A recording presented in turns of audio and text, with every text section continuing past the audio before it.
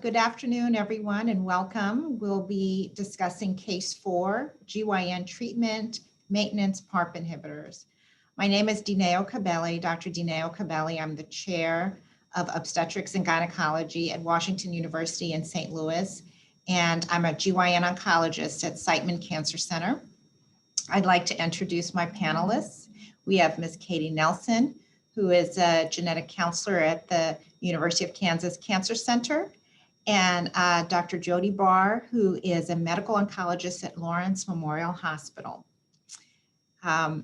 So we'll get started with this case of ovarian cancer.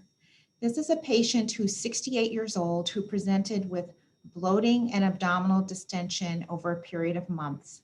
Her past medical history is significant for hypertension, and she has a surgical history of an appendectomy. Her gynecological history includes menarche at age 12.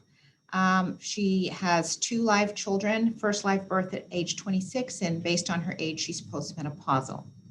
She has no family history of breast, ovarian, or GI cancers.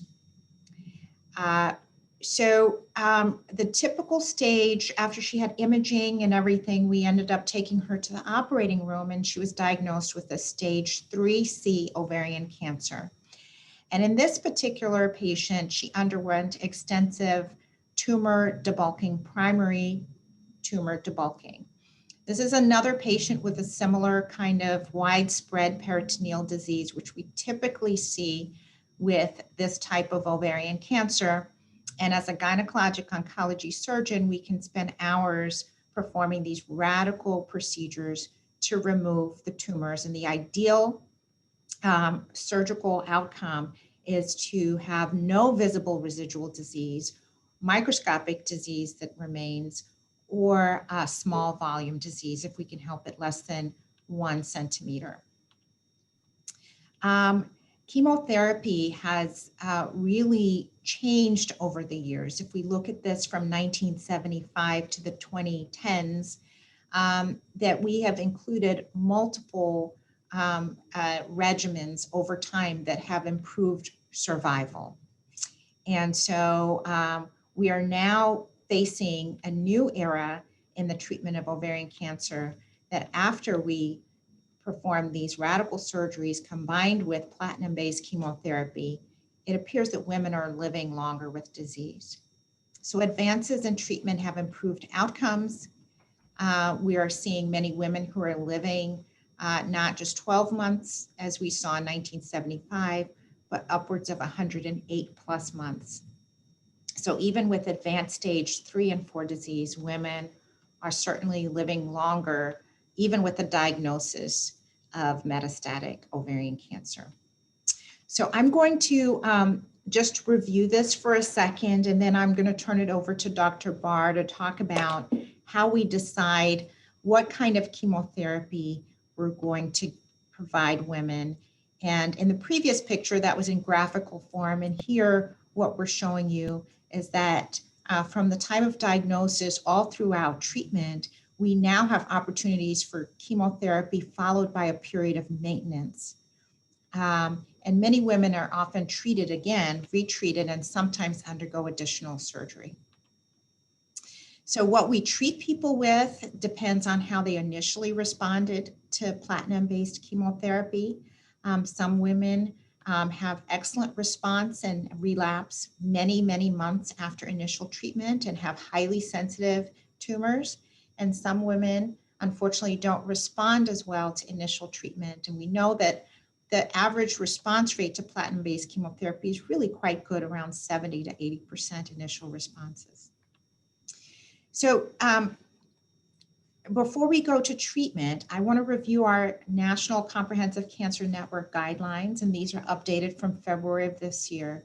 So in addition to the workup that we talked about prior to surgery, what's really important, and it's changing over the past couple of years, changed how we evaluate women with ovarian cancer, is we're going to evaluate the patient's genetic risk and perform some sort of genetic testing, which is going to make a big difference in her care. So Ms. Nelson, do you want to take over regarding our guidelines? Let me know when you want me to advance the slide. You can advance the slide from here if that's okay. So the patient came to the genetic counseling clinic and really did not have a good understanding of her family history, which does happen. There can be loss of contact from certain individuals, or maybe there's just not a good relationship that the patient is able to give a lot of family history. She does state that she has no known Jewish ancestry, no known family history. And what I'd like to point out, which is also in the NCCN guidelines, is when we see a limited family history, so maybe individuals who are adopted or just don't have any known history, it may be underestimating their likelihood of having a pathogenic mutation. And if you can advance the slide. She was able, though, to bring in a tumor testing report that was able to be done on the cancer tissue, which did reveal a BRCA1 mutation in the tumor. So this is called somatic testing, and there's a picture there which shows that this testing is mostly used to identify a mutation within the cancer. It is not germline testing, which is what someone was born with and what they'll have their entire life. BRCA mutations, though, are very likely when they're found in somatic or tumor tissue to be germline, but they always need to be confirmed because it can happen that something is just in the somatic tissue and not something that the patient was born with or other family members would have a risk for. As well, on this somatic report, you can see that there were other genes that were tested that did come back negative.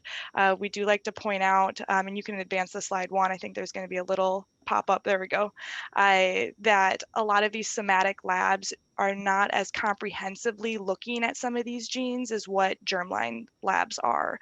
So it is recommended that even if there is a lab that maybe can pair somatic and germline testing, there should be confirmation testing done in a lab that sees a high volume or has been doing germline testing for a long time, that would maybe know some additional sequencing or types of testing that needs to be done on certain types of genes. And you can advance the slide. Thank you. So looking at the NCCN guidelines, you can click through a few of these.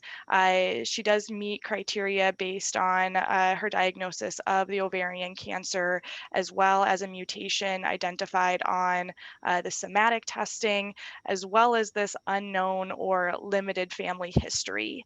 And if you want to press one more, there we go. So it's been more recently updated that individuals should have the high penetrance risk genes tested. So not just BRCA1 and 2.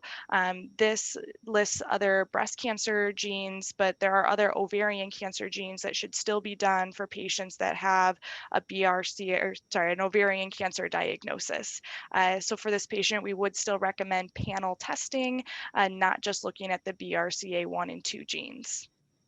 That's an excellent point because historically we would just potentially just look at the one mutation, or if there was a family history, we would just look at that one mutation. And I think that there's been a paradigm shift to really look at a panel of genes and make sure we're not missing anything.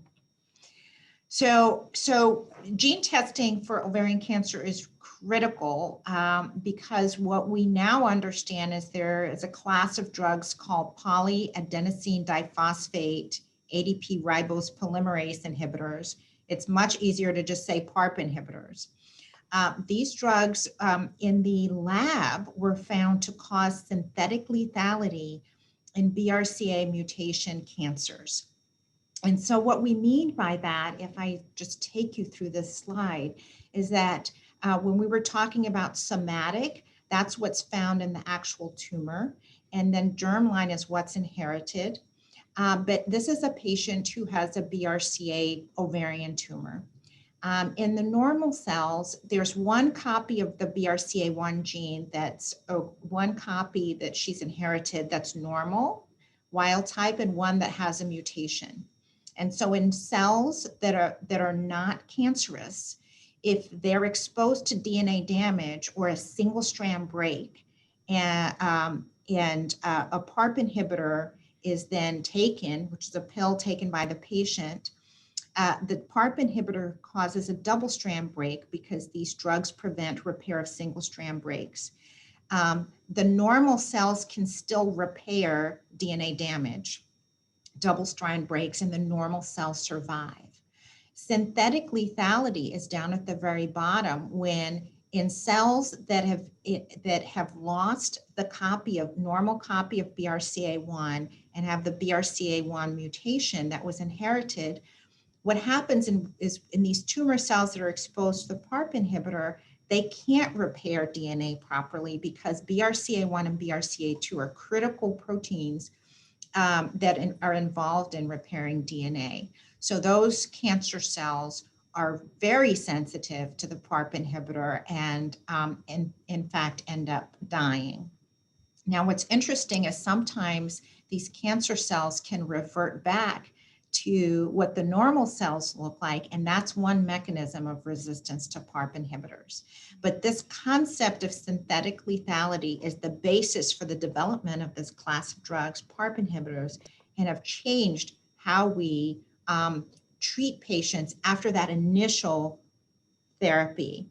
So Dr. Barr, do you want to take us through, as a medical oncologist, I've operated on the patient and I do give my own chemotherapy, but you may be working with people who operate and then send the patient to you for chemotherapy.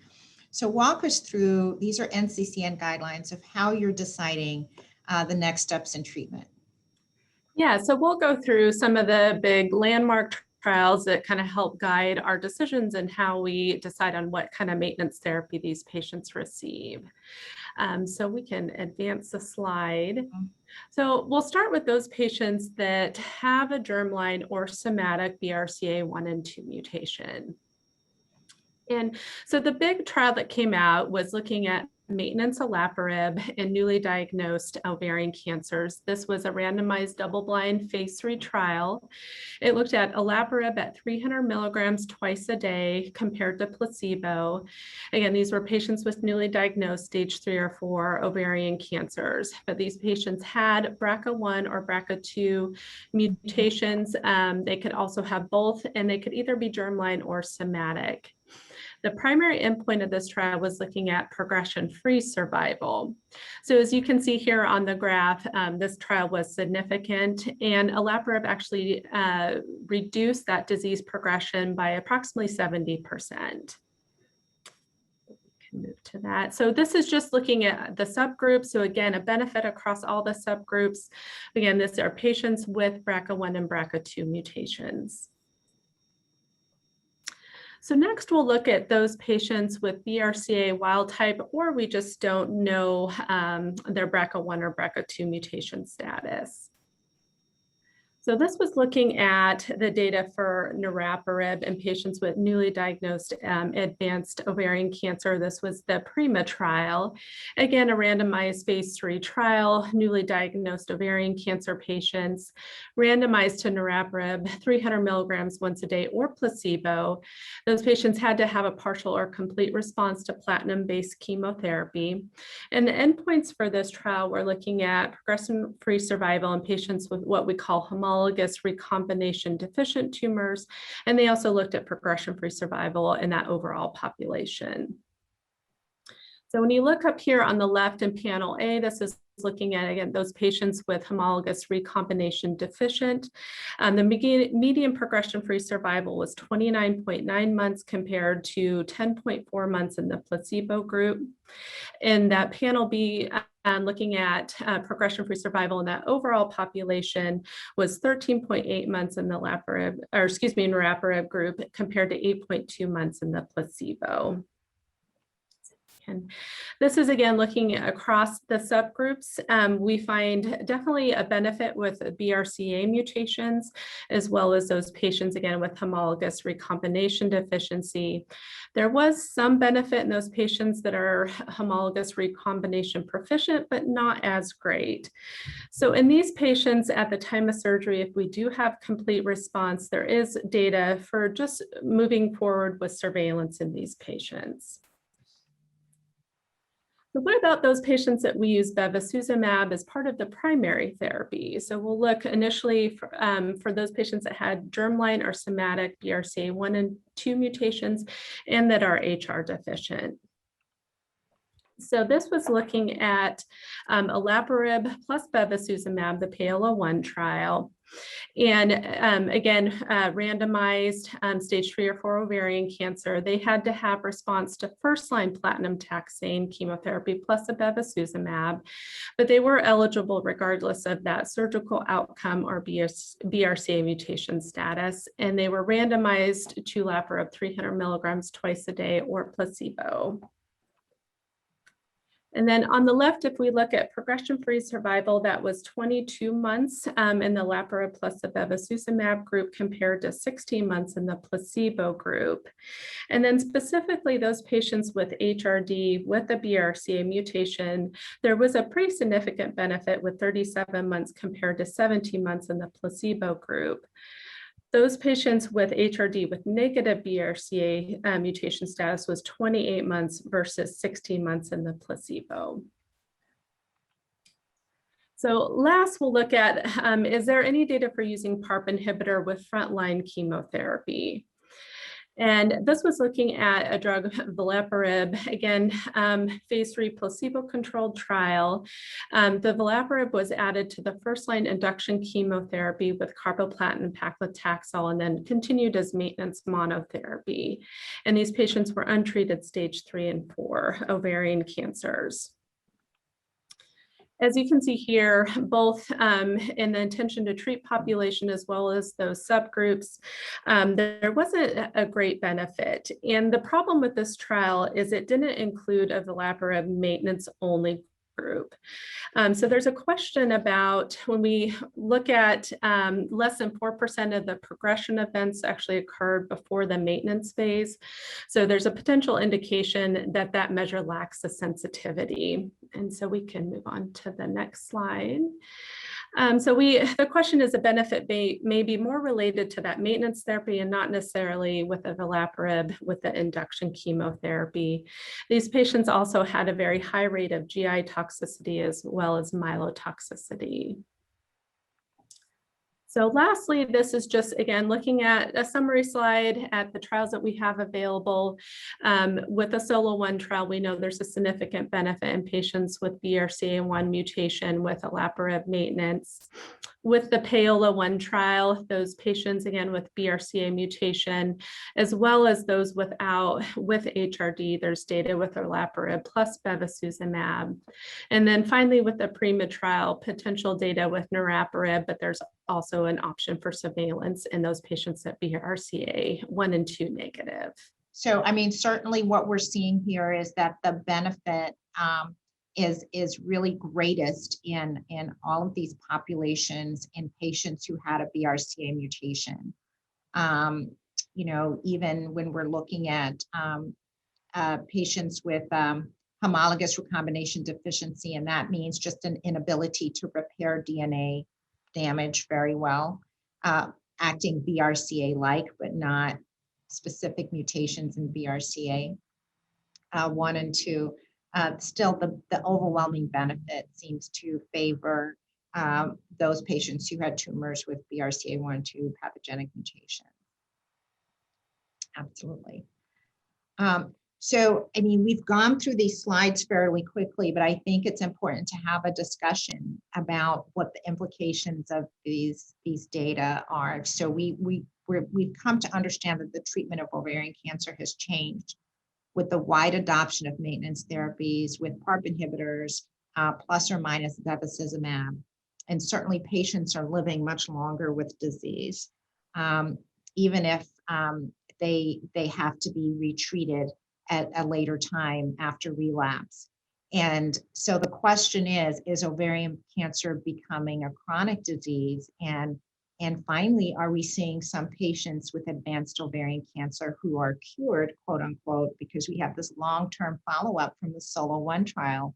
We see patients are living years past initial diagnosis with stage 3 disease. So Dr. Barr, do you want to take this on? is ovarian cancer becoming a chronic disease? Absolutely. Just in my practice, we are seeing patients, 3-4 years out. So it's amazing as we learn more and more, how do we target, how do we personalize our medicine?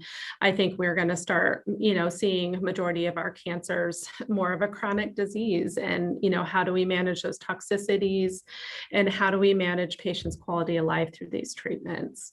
Yeah. So, Ms. Nelson, so I'm going to ask you a question about the timing of this testing. It's going to be a two-part question, because this patient, we sent off tumor for molecular testing, and that's how we initiated the further testing. But when would you, let's say the patient got chemotherapy first and then surgery, when would you recommend testing? And the second part is does she need genetics counseling? Thank you. With genetic testing, I think the earlier it can be done, the better, especially if it's going to impact what the treatment may be. I think as soon as we can get that done for the patient, ideally, we would love to do this testing on, previvors, people with no cancer history, but for this case, there was no indication beforehand that she would have needed genetic testing. So in these cases, it's just best, as soon as we're seeing that patient, that diagnosis, that we're getting that testing done. We always recommend that genetic counseling would be, strongly recommended to get a good idea of the family history, to see that there's this lack of information or knowledge on the family, so that we would more so recommend a panel testing to look at other types of risks for the family. And in most cases now, we are recommending panel testing, because that is something that has just come down in cost for patients and for insurance companies, as well as we're seeing more individuals that have more than one mutation. So even when there is a known mutation in the family, if there's anything going on the other side of the family, or if other family members are only having single site testing, it is something that we're looking at more so doing panels, because there may be more than one thing at play in a family history. Exactly. And also implications for cascade testing. And I think that that's something that is really difficult for us to get our heads around as oncologists, because we're so focused on what's going on with the patient in front of us. But the information we're getting back has, important implications for the rest of the family, and encouraging cascade testing. Now, who does the cascade testing? Is it the genetics counselor? Or do we send them back to their primary care person? Ideally, it should be done by a genetic counselor.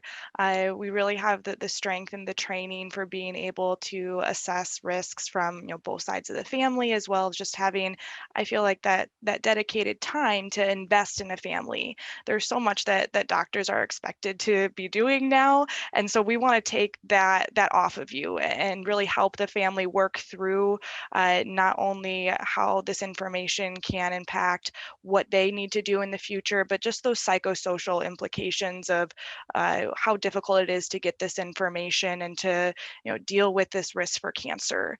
And so for this individual and her family, she had 2 daughters, and so that would be something that we would recommend doing cascade testing for those daughters, as well as her sister.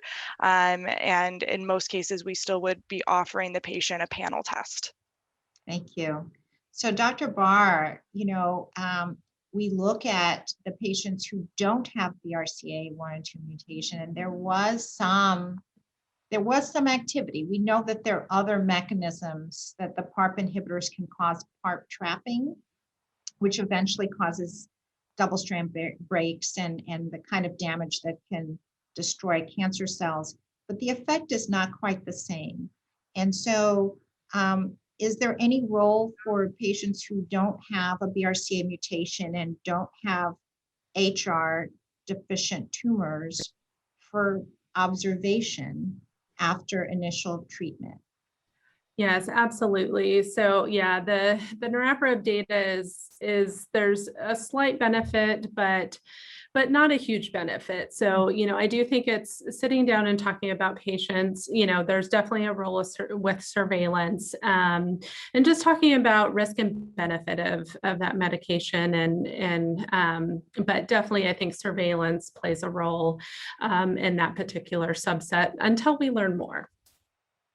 And what about the long-term side effects and how long a person stays on a PARP inhibitor? Are there other, we know there's some side effects, nausea, vomiting, bone marrow suppression, that can be overcome with adjusting doses or giving a drug holiday. But what about the long-term consequences of PARP inhibitors? How do you counsel your patients about that?